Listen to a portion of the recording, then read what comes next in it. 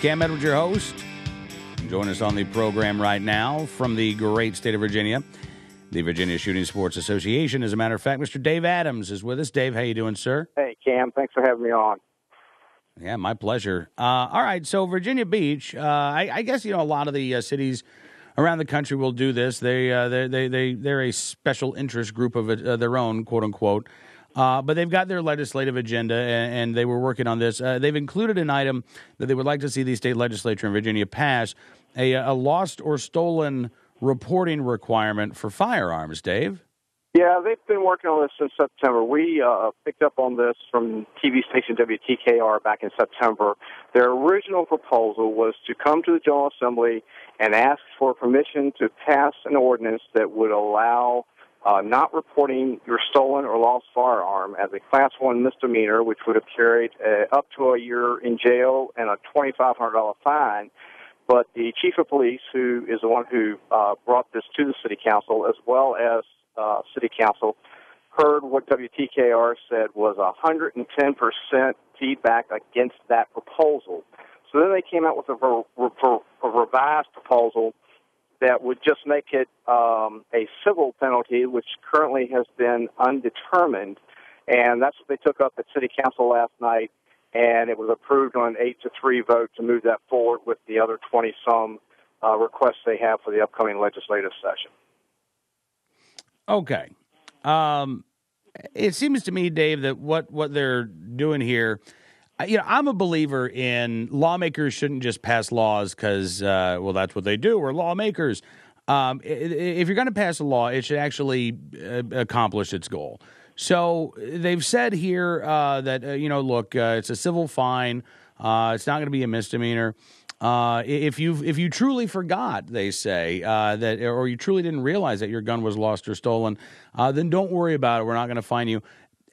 How are they going to prove that, Dave? Are they going to devote a lot of time and resources to conducting these sorts of investigations? I mean, in jurisdictions around the country right now, we have law enforcement officials saying, look, if you're the victim of a burglary, give us a call. Here's the automated form to fill out. But, we don't have the resources to come dust for prints and things of that nature. It seems to me that, I think this might be a solution in search of a problem, but B, even if you were to try to put this law in the books, would it really be a workable law? Well, it's interesting that you asked that question because they put in a provision that there would be no fine for anyone who didn't realize their guns were missing.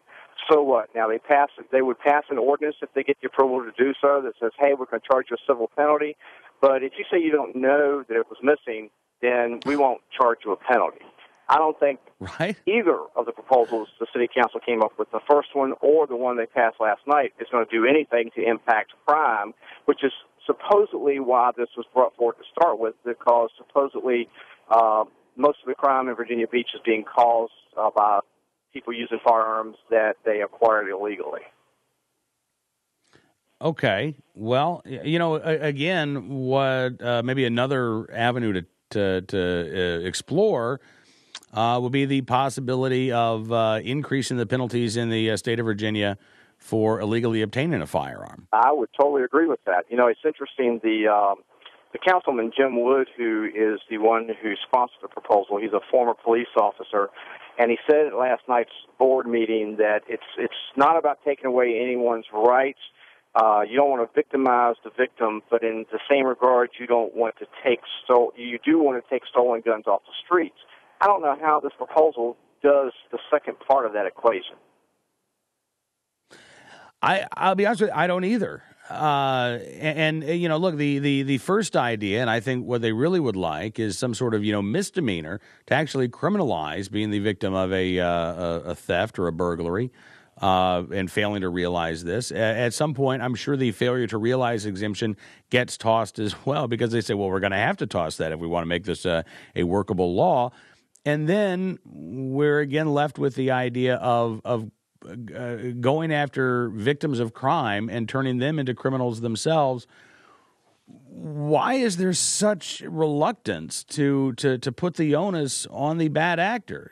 To say that again, these are folks who, Dave, I acknowledge this. These are folks who are already engaged in violent crimes in many cases. They're you could say another law in the books is not going to change their ways, but not allowing them to plea bargain down, knowing that they're going to go away for, let's say, 5 years if they illegally obtained or used that firearm in the commission of a crime.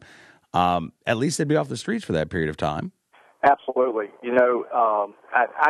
I was flabbergasted when I saw this story originally back in September because it is doing exactly what you said. It's victimizing the victim.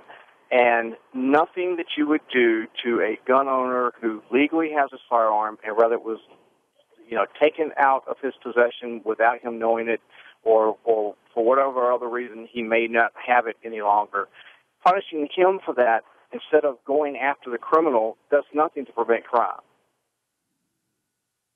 Talking with Dave Adams of the Virginia Shooting Sports Association. So this has been decided in Virginia Beach, but it'll be up to the state House of Delegates and the state Senate to act on a measure like this. Let me just ask you, Dave, what do you think the chances are that a lost or stolen bill would get to Governor McAuliffe's desk in the next legislative session? Well, they actually have to find a sponsor first, and generally what a city or county does is try to find someone in their delegation to carry their legislation for them.